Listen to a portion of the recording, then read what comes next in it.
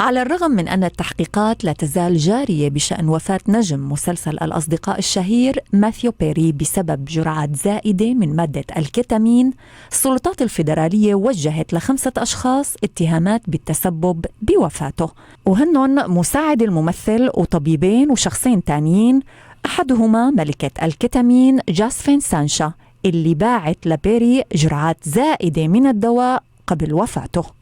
الشرطة والعملاء الفيدراليون كانوا أجروا تحقيق واسع النطاق بأعقاب وفاة بيري، وكشفوا عن وجود شبكة مختصة بتوزيع الأدوية المخدرة للمرضى، ومن بينهم ماثيو بيري أو تشاندلر. القضية اللي على إثرها توفى المحبوب الأنيق كما يوصف بمسلسل الأصدقاء أو فريندز، سلطت الضوء على سوء استخدام هالمادة المعروفة من ضمن فئة الأدوية الخاصة بعلاج الاكتئاب. ونظرا لأنه متوفر بالأسواق الأمريكية، فإنه دواء الكيتامين يعتبر بمتناول أيادي المرضى اللي بدوروا عن الراحة، ولكن بعيادات بتقبل الدفع نقدا.